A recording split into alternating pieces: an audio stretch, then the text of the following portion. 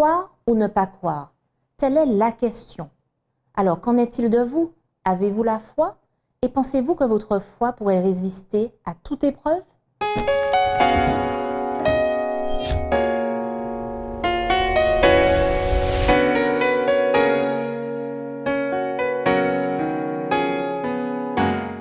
Chers amis, c'est un plaisir pour moi de vous retrouver dans votre émission Autrement dit, en compagnie d'Eddie Michel et de Bruno. Bienvenue à tous les deux. Merci. Alors, c'est un plaisir vraiment de vous retrouver pour poursuivre nos études du trimestre qui sont, je le rappelle, centrées sur le livre d'Ésaïe. Alors, nous sommes à présent dans Ésaïe chapitre 7. Je vous invite d'ailleurs à prendre connaissance de ces passages afin de participer pleinement à l'échange du jour. Alors effectivement, lors de l'étude précédente, nous étions arrêtés avec un certain roi, Osias, qui avait perdu la vie d'ailleurs. Et là, on retrouve un nouveau protagoniste, un nouveau roi, le roi Akaz. Alors, est-ce que vous pouvez nous donner plus d'informations sur ce roi et surtout dans quel contexte ce chapitre 7 est écrit? Lorsqu'on lit le début du livre du prophète Ésaïe, on voit que son ministère va s'exercer tandis que plusieurs rois vont se succéder l'un à l'autre. Et effectivement, lorsque nous allons dans le livre des rois, dans 2 Rois chapitre 15, on va découvrir que à la mort du roi Osias, c'est son fils Jotham qui va prendre la relève et il va régner sur Juda environ 16 ans. Et ensuite, à la mort donc, de Jotham, c'est Akaz donc, qui va prendre la relève. Et lorsque vous lisez ce chapitre dans le livre des rois, eh bien, vous allez découvrir effectivement qu'à l'époque, eh bien, ça bouillonnait énormément dans la région. Parce qu'effectivement, il y avait déjà eu la scission entre le royaume du Nord et le royaume du Sud. Donc ça, c'est pour ce qu'on appelle Israël. Et donc, il y a eu 2 nations, Juda au sud, avec 2 tribus et 10 autres tribus au nord, et donc ce qu'on appelait Israël. Et donc, à partir de cela, il y aura une certaine rivalité qui va se jouer constamment entre ces 2 peuples. Et on va découvrir effectivement qu'au fil du temps, eh bien, le royaume d'Israël, donc les 10 tribus, se sont associés avec la Syrie afin de pouvoir faire face à l'Assyrie, justement, qui pensait étendre justement son royaume. Et ils souhaitaient que Jérusalem puisse s'associer à eux. Et justement, dans le contexte qui est le nôtre d'Ésaïe chapitre 7, eh bien, on va découvrir que Dieu, par l'intermédiaire du prophète Ésaïe, va intervenir pour interpeller le roi Akaz, justement qui est en fonction, et lui donner un certain nombre de directives, tandis que justement, il y a de côté la Syrie qui veut s'étendre, et justement cette association entre le royaume du Nord et justement la Syrie. Alors clairement, donc tu as bien dressé le tableau, merci Eddie Michel. Donc clairement, le roi de Syrie et le roi donc d'Israël menacent clairement le royaume du Sud, donc le roi de Juda, donc Akaz. Alors quelle est sa réaction? Quelle stratégie en tout cas il pense adopter? Le roi de Juda, à ce moment, déjà, il était déjà tiraillé par certains ennemis, notamment les Edomites. Donc, il avait déjà cette pression-là, en fait. En plus, il voit effectivement que le roi d'Israël et le roi de Syrie sont en train de comploter, en fait, pour faire la mainmise sur lui. Donc, là, il prend peur et vraiment, il essaie de trouver des solutions pour se retirer de ce problème-là. Alors, quelle solution? Qu'est-ce qu'il met en place? Quand on entend Eddie parler d'Israël, parler de Juda, on pourrait penser tout naturellement qu'il se retourne vers Dieu. Eh bien, pas du tout. Alors, lui, voyant que ces deux essaient de faire une union pour le combattre. Il a un autre plan. Lui, il a un autre plan. Et il pense justement aller voir la Syrie, et l'apostrophe, voilà, la Syrie, pour justement l'aider à se sortir de ce piège de ces 2 ennemis, en fait, dont le roi d'Israël et le roi de la Syrie. Alors pourquoi justement Dieu envoie à ce moment-là le prophète Ésaïe pour parler au roi? N'était-ce pas une bonne stratégie de faire appel à plus lourd? Bien sûr, du point de vue humain, la réaction d'Akaz est louable, parce qu'il va regarder un petit peu les forces qu'il a, les forces en présence. Il voit que de côté, il y a une coalition. Il se retrouve tout seul. Il voit que, bien sûr, il ne pourra certainement pas faire face. Et donc, il se dit, bien, puisqu'ils veulent en fait, envahir Juda, peut-être pour justement combattre la Syrie, eh bien, ce serait peut-être bon que moi, eh bien, j'aille voir la Syrie. Et c'est exactement. Futé, là. Oui, c'est un petit futé. Il a réfléchi en lui-même. Et d'ailleurs, c'est ce que la Bible nous dit dans 2 Rois chapitre 16. C'est-à-dire qu'Akaz, par exemple, au verset 7, donc 2 Rois chapitre 16 et le verset 7, on nous dit qu'Akaz envoya des messagers à Tiglath-Pileser, roi d'Assyrie, pour lui dire « Je suis ton serviteur et ton fils. Viens me délivrer de la main du roi d'Aram et de la main du roi d'Israël qui se sont dressés contre moi. » Et le texte se poursuit en nous disant « Akaz prit l'argent et l'or qui étaient dans la maison du Seigneur et dans les trésors de la maison du roi et il l'envoya comme présent au roi d'Assyrie. » Un pot de vin en quelque sorte. Donc non seulement il demande l'aide de la Syrie, donc il ne va pas consulter Dieu, il ne va pas se tourner vers le prophète Ésaïe, qui a déjà exercé un ministère, puisque Ésaïe a commencé son ministère à la fin justement du règne du grand-père d'Akaz. Donc ça fait quand même quelque temps. Donc Akaz a eu le temps, dans sa jeunesse, d'entendre parler de ce prophète Ésaïe. Et là, on découvre que eh bien, il va faire abstraction d'Ésaïe, il va mettre Dieu de côté et il va, eh bien, naturellement, comme le ferait eh bien, n'importe quel royaume. Or, nous savons que Juda n'est pas n'importe quel royaume, puisque c'est Dieu qui l'a placé dans ce contexte, dans ce territoire pour être une lumière pour les nations.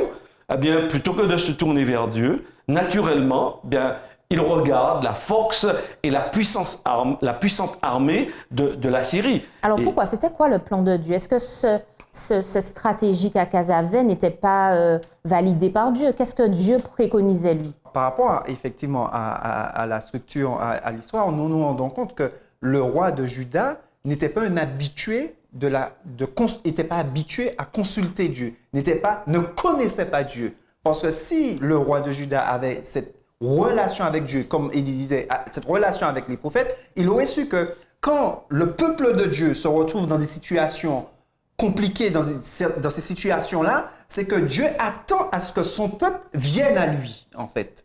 Et là, on voit que, comme il disait, tout naturellement, lui, il a l'instinct d'un homme, c'est-à-dire de regarder les forces en présence et de se retourner vers les forces qu'il voit à vue d'homme, en fait. C'est vrai qu'on aurait peut-être fait comme lui, parce que quand Ésaïe vient parler au roi au verset 4, donc on est dans Ésaïe 7, verset 4, qu'est-ce qu'il dit au roi? « Sois tranquille, ne crains rien, que ton cœur ne s'alarme pas. » C'est un peu facile de dire à quelqu'un qui est clairement face à un danger de vie ou de mort, de rester tranquille. C'est ça le conseil de Dieu? Alors bien sûr, dans le contexte que nous sommes en train de décrire, on comprend que ça sonne mal, puisque Akaz, et quand on lit l'histoire d'Akaz dans le livre des rois et aussi de 2 Chroniques, eh bien on va découvrir que c'est un roi qui n'a rien à faire de Dieu. En dépit de l'histoire, parce qu'il y a une histoire en Israël depuis Jacob, je dirais, même pour remonter à Abraham, l'installation en Canaan, la sortie d'Égypte, les miracles que Dieu a accomplis. Il y a quand même un ADN, je dirais, dans l'histoire de Juda, avec tous les rois successifs. Bien sûr, ils n'ont pas toujours été fidèles, mais il y a quand même des racines. Et c'est vrai que ce n'est pas surprenant que Akaz, en fait, n'entendent pas et peut-être ne comprennent même pas le message d'Ésaïe parce qu'il n'y a pas de relation avec Dieu. Il n'y a pas un fondement, un enracinement en Dieu. Donc, comment expliquer ça, justement? Donc effectivement, cela sonne creux. Alors, bien sûr, tu me poses la question, mais le message de Dieu, on a le sentiment qu'il n'est pas à propos. Non, au contraire, le message de Dieu est à propos. Parce que le Dieu de la Bible, c'est le Dieu créateur du ciel et de la terre. C'est-à-dire, lorsqu'on lui fait confiance, on n'a rien à craindre. Et c'est ce que Dieu souhaite pour Akaz, mais aussi pour toute sa maison et pour le peuple d'Israël. Mais malheureusement, Akaz n'arrive pas à entendre ce message extrêmement réconfortant, qui est stabilisant. de rester calme. Mais aujourd'hui, pour amener justement cette histoire, cette belle histoire, j'ai envie de dire à nous aujourd'hui, face à la crise sanitaire, face à même tous les problèmes personnels qu'on peut rencontrer dans nos vies, comment rester calme, tranquille, serein? Ça veut dire quoi? Ça veut dire ne rien faire, jeûner, prier, attendre. Qu'est-ce que Dieu attend de nous? Justement, par rapport à la question que tu poses, nous voyons par rapport au texte que quand on n'a pas pris l'habitude justement d'écouter Dieu, de prendre attention à ce que Dieu dit, eh bien, au moment de la crise, on n'aura pas justement cet instinct de se retourner vers Dieu. Et aujourd'hui, par rapport à ce que tu disais, nous entendons tout coronavirus, crise. On panique un peu, parfois. Exactement, nous voyons toutes ces choses. En fait, la première chose que nous attendons, c'est d'entendre un espoir venant des hommes. Et là, aujourd'hui, tout l'espoir des hommes est mis dans un vaccin, en fait. Donc, ce que nous devons comprendre, c'est que pour pouvoir, au moment des crises, se tourner vers Dieu, il faut, avant cela, prendre l'habitude de se tourner vers Dieu pour qu'on puisse avoir cet automatisme, en fait. Alors, si on est déjà dans la crise, parce qu'on y est là, en 2021, c'est la crise. Comment ne pas céder à l'anxiété? Comment ne pas paniquer? Alors, on voit au verset 4 que Dieu qualifie les deux ennemis de Juda, donc Syrie et Israël, comme deux bouts de tison fumant. Donc, j'ai regardé sur Internet, deux bouts de bois déjà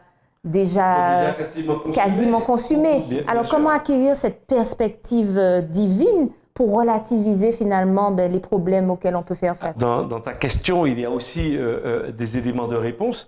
C'est pouvoir mettre en place le regard divin sur les événements qui nous arrivent. Alors la Bible le dit très bien, l'homme regarde à ce qui frappe les yeux. Et donc oui, nous sommes effrayés, nous avons peur, nous analysons les situations.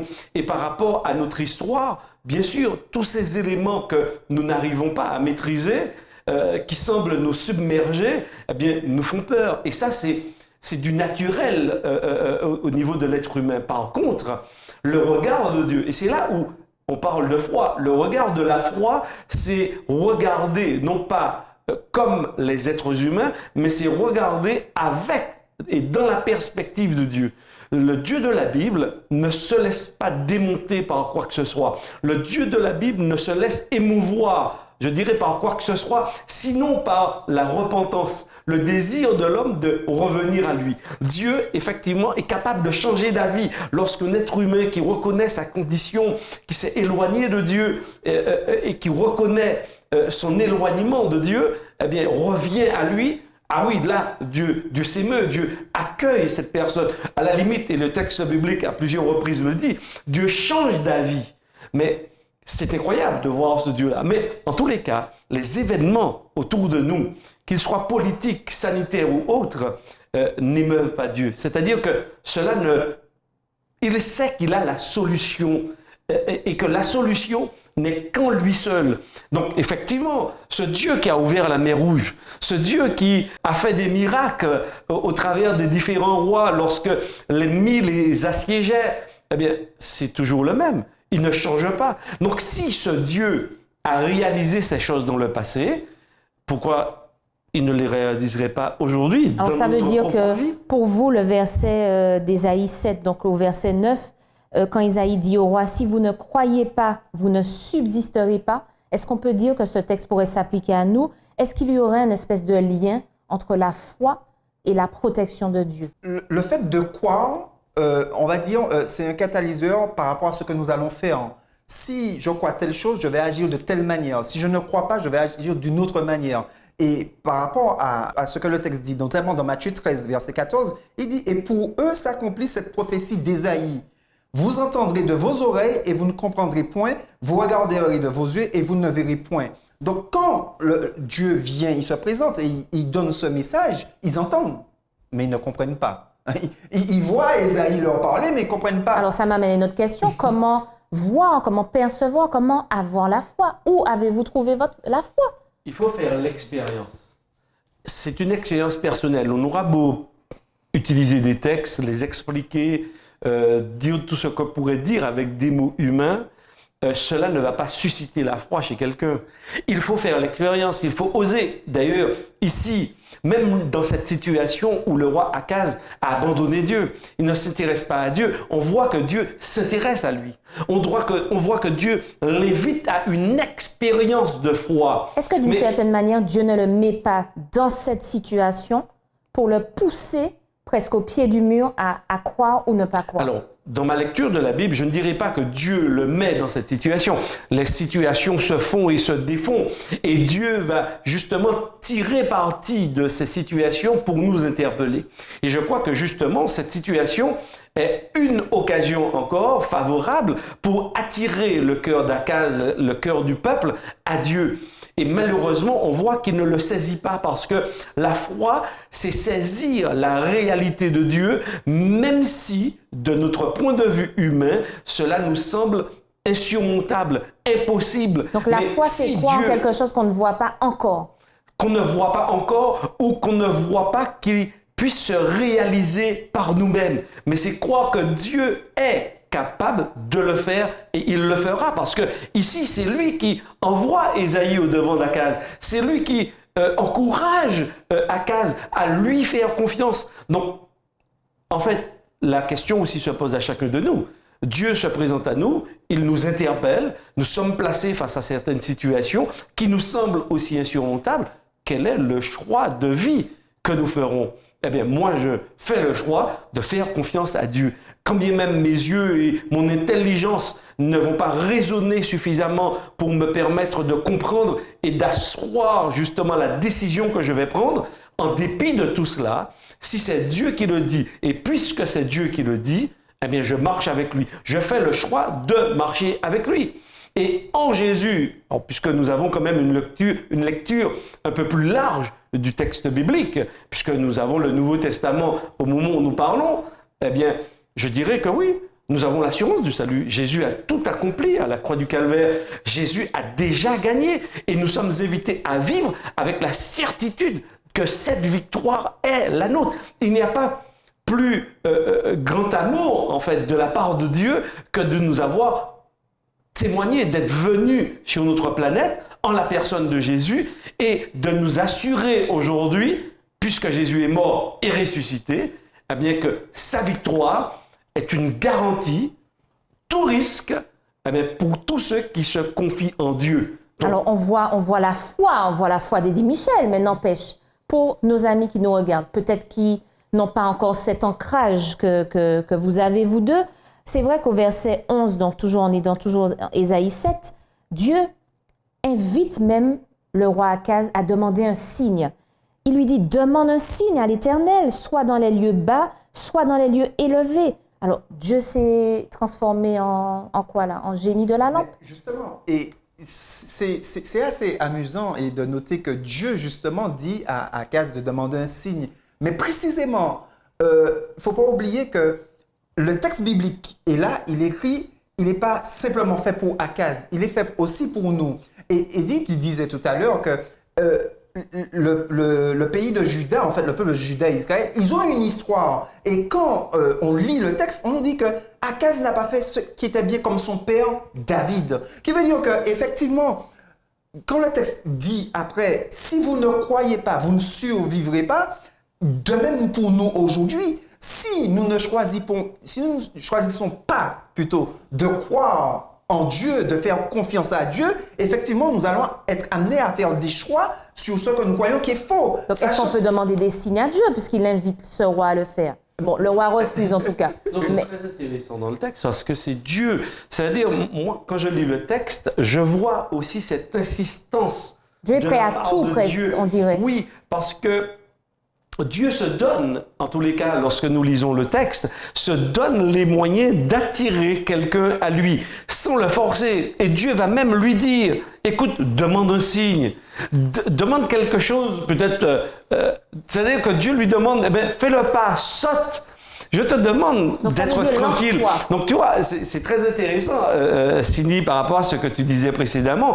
Dieu lui dit, sois tranquille. Alors, à la limite, on se dit, bon, comment Akaz va décider de faire confiance comme ça à Dieu? Ensuite, Dieu lui dit, écoute, Samarie et le roi de la Syrie, mais ce sont des tisons, ils sont déjà fumés. Pour moi, c'est déjà fumé. Leur histoire est entre mes mains. Mais ne craignez pas.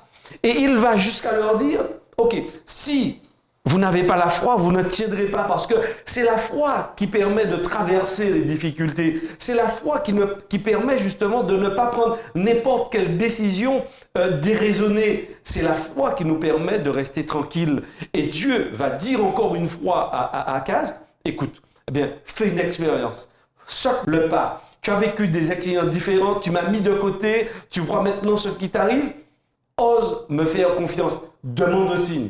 Et malgré tout, Akaz refuse. qu'Akaz s'endurcit. On voit qu'il n'entend pas. Alors, il entend, mais peut-être que ça ne l'intéresse pas. En fait, c'est déjà résolu en son cœur. C'est déjà résolu en son cœur. Ésaïe parle, il lui dit de faire un signe, mais pour lui, c'est déjà résolu. Il a déjà son plan. Il est sage, Akaz, parce qu'il dit je ne demanderai rien, je ne tenterai pas l'Éternel. Ça, c'est un homme sage. Mais c'est un homme d'autant plus sage qu'on voit qu'il va prendre les ustensiles qui sont dans le temple de Dieu pour aller, comme tu disais tout à l'heure, tu donnais un petit mot, faire de l'argent sur la table, c'est ça? Ah, un pot de vin. Un pot de vin, voilà. exactement. Donc nous voyons effectivement que c'est un homme très sage. Mais en fait, ce qu'il faut noter, effectivement, c'est que quand nous voyons comment, en fait, on peut être aveuglé, et justement, quand on n'a pas, en fait, l'œil de la foi. Et c'est ce que Dieu invite. Et ce qui est amusant, c'est que Dieu, finalement, va lui proposer un signe. Dieu va lui proposer un signe. Mais si nous regardons bien, finalement, ce signe, ce n'était pas pour Akaz. Finalement, quand nous regardons le texte, ce signe, c'était pour nous, pour les autres, en fait. Parce que Akaz n'avait que faire du signe de Dieu. Il avait déjà résolu en son cœur de ne plus. Mais Dieu donne quand même le signe. Parce que pour nous qui parlons aujourd'hui, mais pour tous ceux qui ont envie de connaître ce Dieu-là, en fait. Alors, pour ceux qui peut-être n'ont pas vu de signe, est-ce que, n'empêche, quand vous prenez une décision, enfin, est-ce que c'est un conseil à donner à nos amis de demander justement un signe, une approbation de Dieu face à peut-être de grandes décisions qu'on a à prendre? Je crois que chacun de nous, chacun est différent dans son approche, dans sa marche avec Dieu, dans son questionnement également avec Dieu. Et je crois que Dieu se met également à la portée justement de chacun. Et c'est ce que je trouve intéressant. Il n'y a pas un modèle unique, une voie unique par laquelle il faut passer pour rencontrer Dieu. Si on ne passe pas par cette voie, on ne le rencontrera pas. Non, je crois que Dieu, au travers de l'histoire que nous avons ici, qui nous est contée dans le livre de la Bible, dans le livre d'Ésaïe, concernant ce roi et dans sa relation de défi, je dirais, vis-à-vis de Dieu, eh bien, je vois que Dieu se met à la portée de tous. Dieu est prêt à aller avec nous. Donc oui, s'il y a certaines personnes de ceux qui nous écoutent qui peuvent se retrouver dans cette situation, eh bien, n'hésitez pas. Posez à Dieu ces questions, demandez-lui un signe pour savoir si c'est dans cette direction qu'il faut aller. Et je suis sûr que Dieu vous répondra. Il y a certaines personnes qui ont besoin de signes, il y a d'autres qui n'ont pas forcément besoin de signes. Mais on ne peut pas imposer. Non, chacun de nous, chacun est différent et Dieu fonctionne avec nous, avec nos différences. Mais Dieu, ce que je retiens en tous les cas particulièrement, c'est qu'il veut se révéler. Il veut que j'apprenne à lui faire confiance. Il veut aujourd'hui, au XXIe siècle, que je sois tranquille et que je n'ai pas peur, que mon cœur ne s'affole pas, que mon cœur ne faiblisse pas face à l'adversité, face aux conflits, face aux problèmes financiers. Dieu me dit, et dit Michel, sois tranquille, n'aie pas peur, que ton cœur ne s'affaiblisse pas.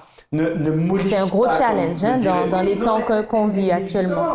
Dieu dit ça, mais comme il dit Dieu ne reste pas simplement à cette affirmation, dire de rester tranquille. Il dit, si justement tu as encore un petit doute, demande-moi un signe en fait. Et c'est exactement, nous voyons en fait deux situations. J'ai en tête, et Gédéon, Dieu vient pareil de dire à Gédéon, ne t'en fais pas.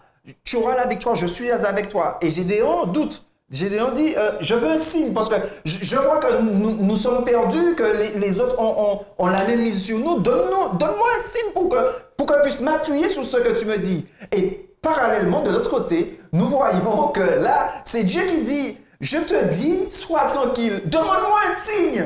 demande-moi un signe. Et lui, il demande pas de signe, en C'est fait. vrai que c'est révélateur finalement de la foi, en tout cas de ce roi. Est-ce qu'il y a des domaines dans la vie où il faut être 100% autonome et ne pas forcément demander un signe ou faire appel à Dieu? Je crois que lorsque quelqu'un a pris l'habitude de parler avec Dieu, parce que être en relation avec Dieu, c'est pas simplement, et j'ai déjà eu l'occasion de le dire, c'est pas simplement lors de la prière du matin, du midi ou du soir. On est, et je crois que beaucoup d'auditeurs partagent aussi ce point de vue et cette expérience. On est en relation avec Dieu en toutes circonstances. Et cela ne pose pas de problème. Au contraire, je crois que cela s'impose en fait dans une relation avec Dieu, de lui parler de notre vie, de tout ce que nous faisons. Alors, bien sûr... Mais il y a bien des sujets, je ne sais pas, sujet tabou, enfin, je ne sais pas. Non, en fait, il n'y a pas de sujet tabou, puisque la Bible nous dit que Dieu sait tout. D'ailleurs, David le dit dans le psaume 139, il le dit, « Tu me sondes et tu me connais, tu pénètres de loin ma pensée. Où irais-je loin de toi ?» En fait, Dieu nous connaît, et ça c'est extrêmement important. Avant que nos jours n'arrivent, eh bien, Dieu sait déjà le nombre de jours que nous aurons à vivre sur terre. Donc, ce Dieu-là est incroyable et extraordinaire. Donc, qu'est-ce qu'on pourrait cacher à Dieu? Eh bien, quand on découvre qui est Dieu, la découverte justement de cette grandeur de Dieu, de cette omniscience de Dieu, me pousse justement à être dans cette relation. Plus on apprend à connaître Dieu, plus on ouvre toutes les portes de son existence à Dieu parce qu'on comprend qui il est et qu'on a besoin de lui, on a besoin de ses conseils, on a besoin de sa présence, on a besoin que Dieu valide également nos choix. C'est ça, est-ce que c'est pour être parce qu'on a envie. rassuré simplement avant pour avoir la vie aussi de Bruno ou Eddie Michel? Souvent, nous faisons l'erreur de penser que on peut prier Dieu ou demander à Dieu certaines choses et puis il y a d'autres... on n'a pas envie de l'embêter. Dieu a bien d'autres choses à faire. Alors qu'en fait, quand nous regardons justement dans le Nouveau Testament, ou notamment dans Pierre, où il est dit que Dieu souhaite que nous devenions participants de la nature divine. Autrement dit, si nous devons devenir participants de la nature divine, ça veut dire que la nature divine est participant de notre être aussi. Donc, il n'y a pas de choses futiles ou de choses qu'on ne pourrait pas s'adresser à Dieu et marcher avec Dieu, en fait. Et comme Eddie le disait, quand on a pris l'habitude, effectivement, de marcher avec Dieu, et c'est là que l'apôtre Paul nous dit qu'on fonctionne par rapport à l'esprit, en fait. Donc, il y a une fusion qui s'opère et on marche avec Dieu, en fait. Ben, osons, j'ai envie de dire, osons s'adresser à Dieu et le faire intervenir dans tous les domaines de nos vies. Merci en tout cas à vous deux pour tous ces éléments de réponse. Merci à vous de nous avoir suivis. Rendez-vous à une prochaine émission d'Autrement dit.